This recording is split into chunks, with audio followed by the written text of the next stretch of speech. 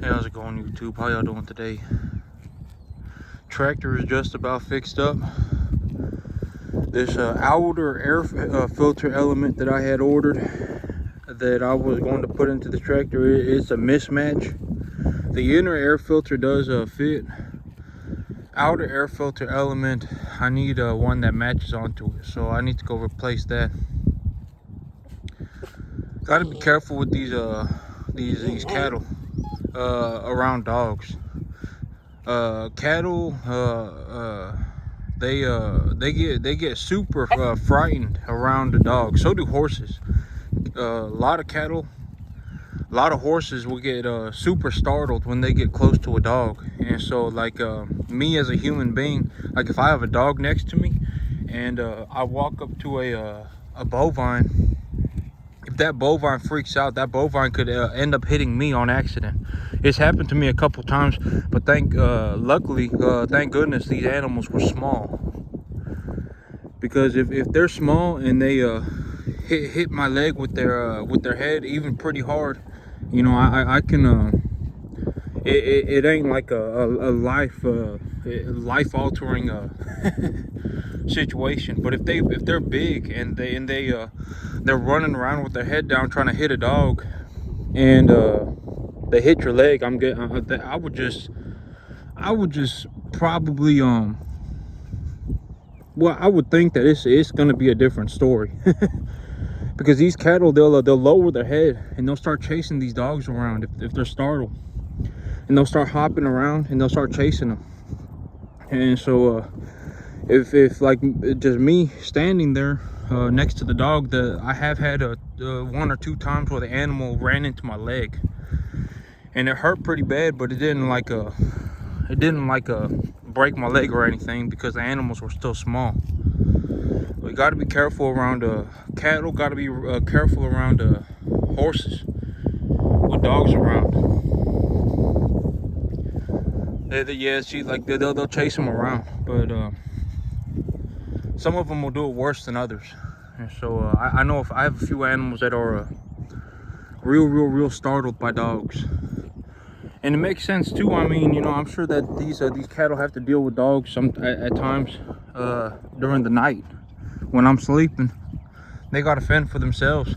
And the coyotes, coyotes are running around. Got a lot of wild dogs around here too. Just dogs that have gone feral, running around.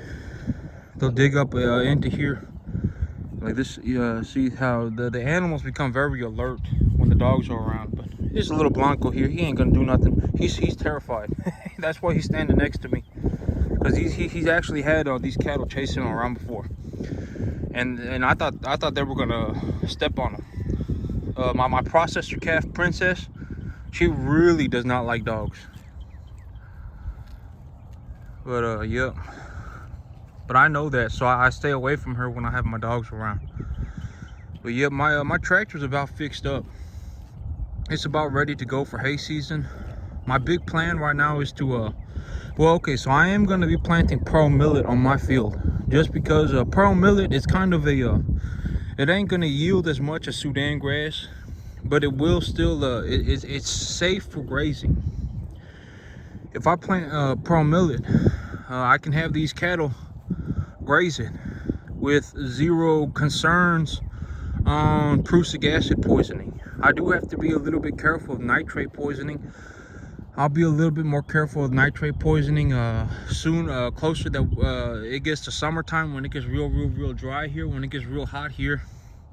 I'll be more diligent on being preventative of nitrate poisoning then.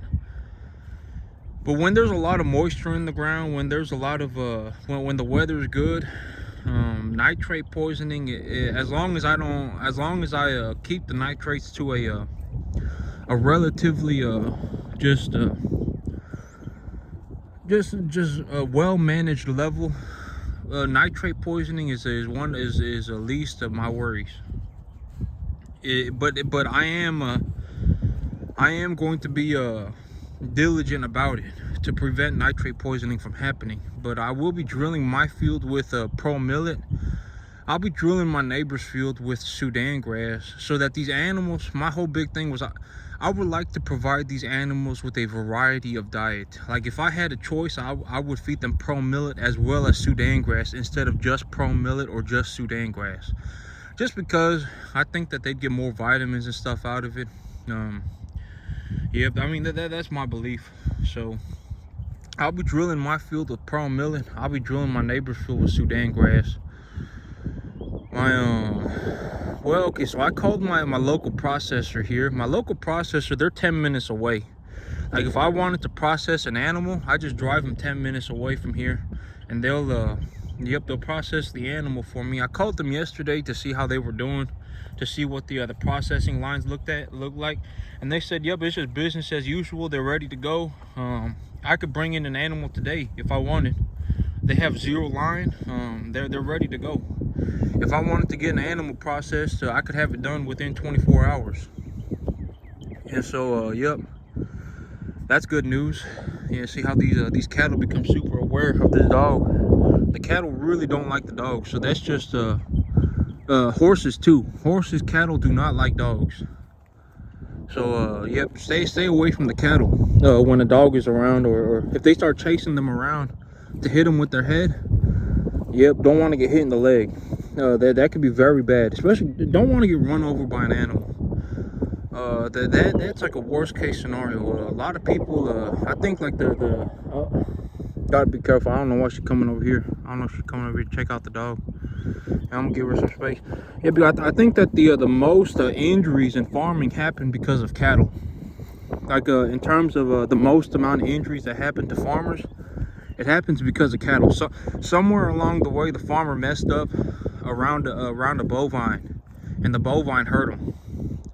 And so gotta be just gotta understand when it's dangerous. Like if it was just me, I'm able to walk up to my animals, but when my dogs are around, I don't risk it. But yeah, my local processor is ready to process meat. Yeah, see these dogs, these cattle, they become super aware when the dogs are around. And you don't want to see that, because yeah, but my local processor is ready to go. I can process meat whenever I need it. I'm going to be raising these animals to a heavier weight. Well, if I can sell beef, I would love to sell beef. I mean, this is going to be straight grass-fed beef. These animals are going to be in a real grass-fed beef is one of those things that people pay a pretty penny for. And so yep, I'll be having a straight grass-fed beef here. My local processor, their lines are cleared, they're ready to go.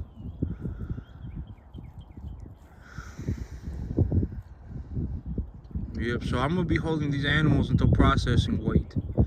Well, okay, so here's the thing about beef, is that as long as people eat beef, cattle will have a value. And so these animals are worth a sum of money. And as long as people eat beef, like if I wake up tomorrow and people stop eating beef, yeah, the value of these cattle will plummet. But as long as people eat beef, these cattle are worth money. And so, yep, I'll be planting Sudan grass on my neighbor's field. I'll be planting pro millet here on my field so that the cattle can graze here. And I'm gonna bring in the Sudan grass as silage or dry hay. So the thing about silage is that if I roll silage up into round bales, the silage. So transporting silage is oh, she like got the animal snuck up behind me, trying to check out the dog. Hey, it's okay, fella. Hey, it's okay, dog. It's okay, fella. It's okay. Got to take the dog away from them, because they'll go from sniffing them to trying to hit them with their front hooves, and then chasing them around with trying to hit them with their head, and that's when it becomes dangerous. See how the cattle are looking over here because of this dog. Yep, it's actually pretty incredible how stealthily these cattle can sneak up behind somebody. They're huge animals. Meme, Lucy, Meme, come here. Man, every time Meme, she always chewing on something to do with cattle. She chewing on their bones. She chewing on a dead carcass. chewing on an animal's ears. I mean, I've had a whole lot of problems with her. It's always, man, come here. I've tried to teach her to stop doing that, and I've been able to. Well, I taught her sister to stop doing that. This one right here, this is Lucy. I taught her sister to stop doing that, but she won't. She just keeps doing it. It actually got to a point where I was gonna put her down because I can't have her attacking my animals. I've had a situation where she attacks my animals. She'll go from chewing on their bodies to chewing on live animals, and that's not okay. She'll try and pull their ears off. And so I was actually gonna put her down. So I don't know. Well, I mean, I've been able to teach her sister, and I figured I could teach her, but she just won't listen. Mehmet, come here.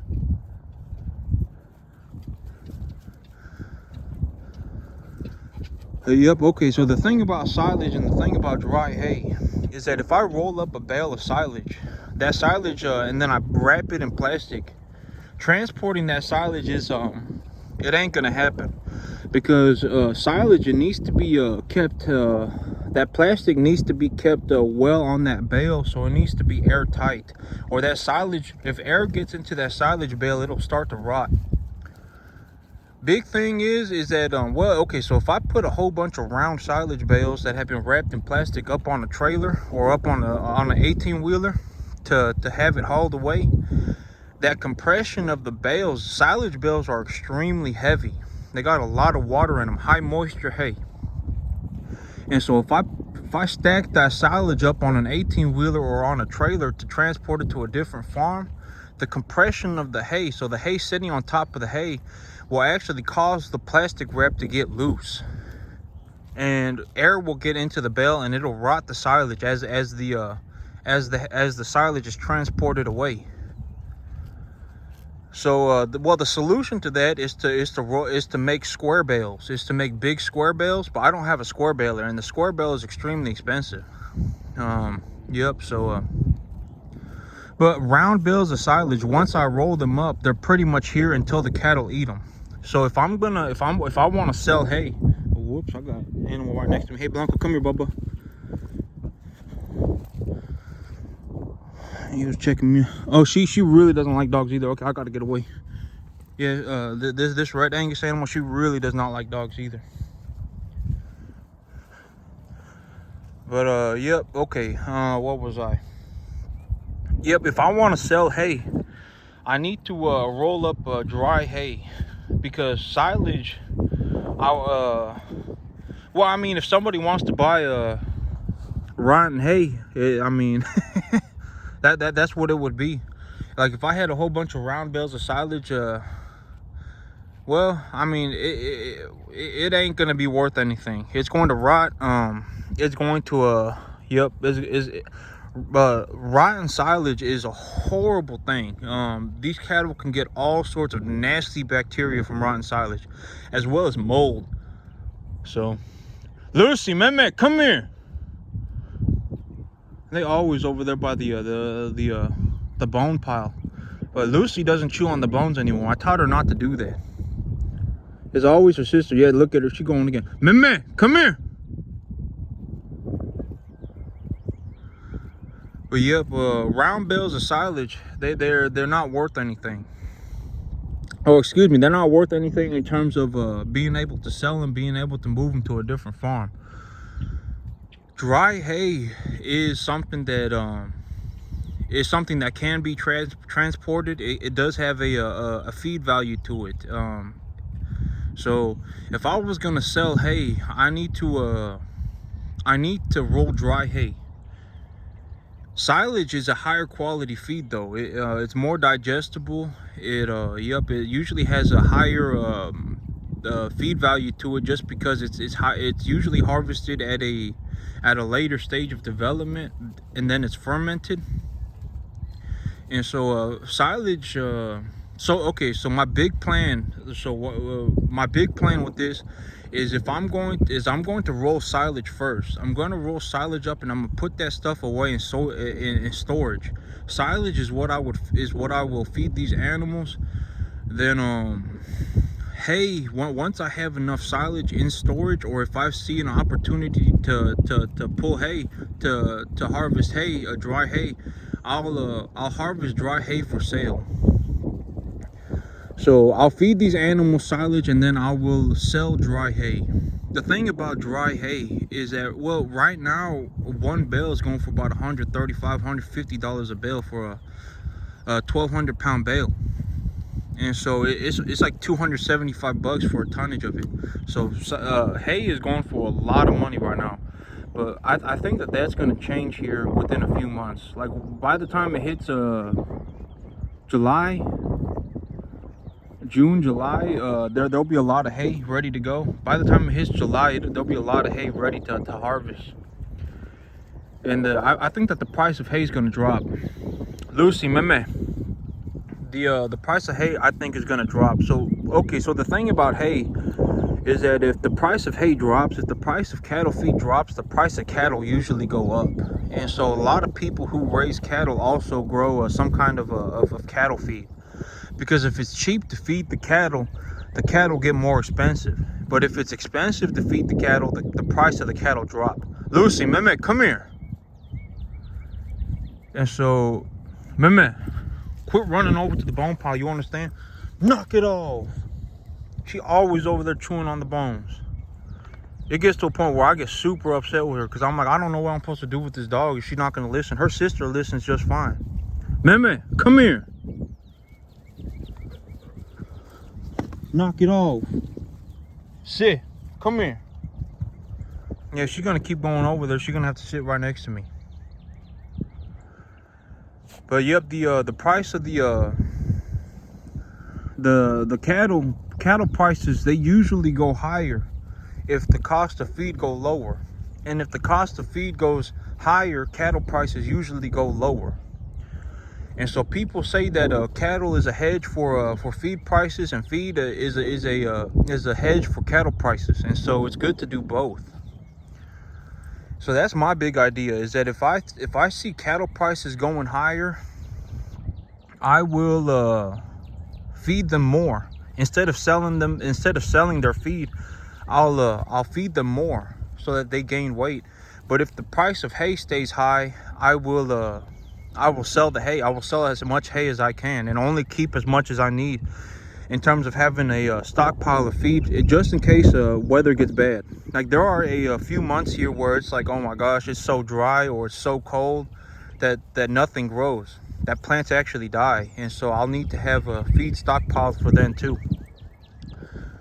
And so yep, so that's the big plan. If hay prices stay high, I'm going to sell as much hay as I can.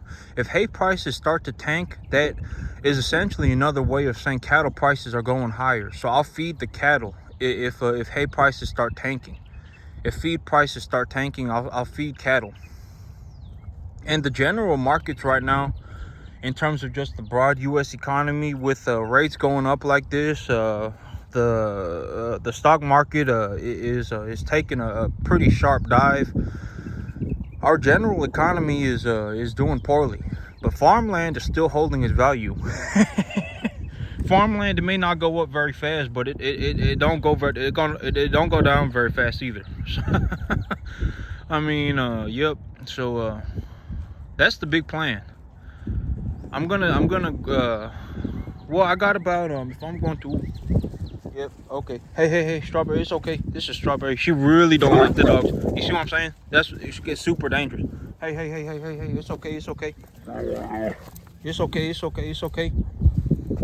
baby. Hey. It's okay, baby. Hey, it's okay, baby. I'm just gonna try and cover him up so that she don't see him. But that's what I'm saying. Cattle really don't like dogs. Gotta be very careful.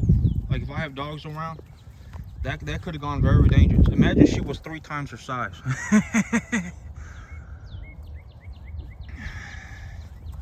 So I'm gonna get myself a little bit of distance so they stop freaking out. Hey, it's okay, Blanco. He wants me to pick him up now. But yep. Okay. So yep. But yep. That's the big idea. I'm going to yep, I'll be growing hay pearl millet, I'll need to hold off on growing pearl millet. Lucy, man, come here.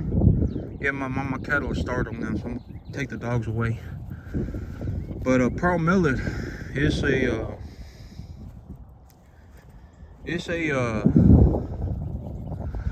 yeah, but I'm gonna have to wait until about May to plant pearl millet, and then I'm gonna have to well, I can plant Sudan grass next month in April.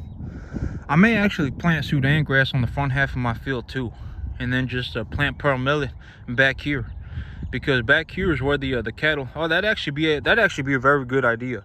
If I planted Sudan grass up in the front half of my field, I could let that grow in while the cattle graze this ryegrass for another month, and then when the Sudan grass has grown in about a month, I can plow all this up, then plant pearl millet back here, and then I can plant Sudan grass on my neighbor's field, and I can bring that hay in over here to stockpile it for a when the weather gets bad type scenario.